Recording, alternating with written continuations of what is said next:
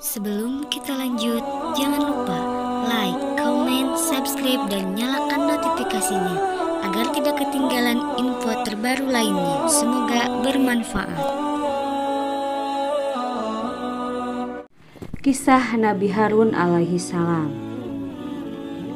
Nabi Harun alaihi salam telah diminta oleh Nabi Musa pada Allah Subhanahu wa taala dalam membantu mengembangkan agama Allah. Harun bin Imran bin Kahit bin Lawi bin Yakub bin Ishak bin Ibrahim. Baginda ialah adik beradik seibu Nabi Musa.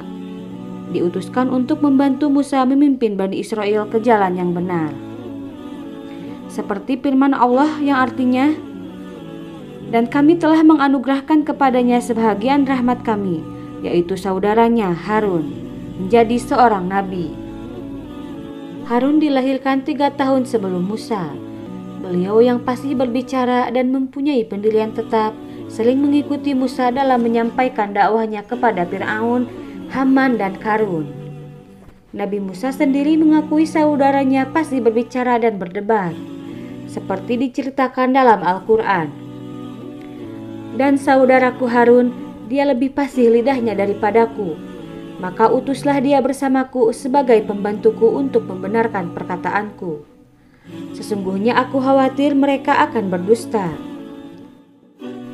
Sepanjang peninggalan Nabi Musa untuk bermunajat di Tur Sina, Harun juga diberikan amanah untuk mengawasi dan memimpin penduduk Bani Israel daripada melakukan kemungkaran, apalagi menyekutukan Allah dengan benda lain.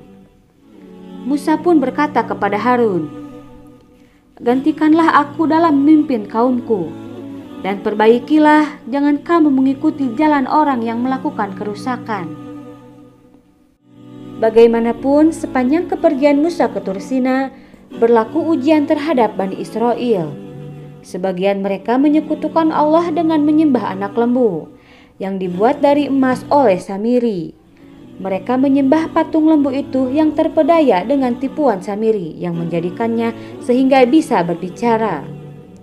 Harun sudah mengingatkan mereka kelakuan itu adalah dosa besar. Namun segala nasihat dan pitutur tidak ada yang dipedulikan. Selepas bermunajat selama 40 hari, Musa kembali kepada kaumnya dan sungguh terkejut dengan perbuatan menyembah patung sapi itu. Musa bukan saja marah kepada kaumnya, malah Harun sendiri turut ditarik kepala dan janggutnya. Musa bertanya kepada Harun, "Wahai Harun, apa yang menghalangi engkau daripada mencegah mereka ketika engkau melihat mereka sesat? Apakah engkau tidak mengikut aku atau engkau mendurhakai perintahku?" Harun pun berkata, "Wahai anak ibuku, janganlah engkau renggut janggutku dan janganlah engkau tarik kepalaku. Sesungguhnya aku takut engkau akan berkata, 'Engkau adakan perpecahan dalam Bani Israel, dan engkau tidak pelihara perkataanku.'" Kemudian Musa mendapatkan Samiri. Lalu ia berkata, "Pergilah kamu dari sini bersama pengikutmu. Patung sapi itu yang menjadi Tuhanmu akan aku bakar. Kemudian aku akan hanyutkan ke dalam lautan. Kamu dan pengikutmu pasti akan mendapatkan siksaan." Nabi Harun hidup selama 122 tahun. Dan beliau wafat 11 bulan sebelum kematian Musa di daerah Alti, yaitu sebelum Bani Israel memasuki Palestina.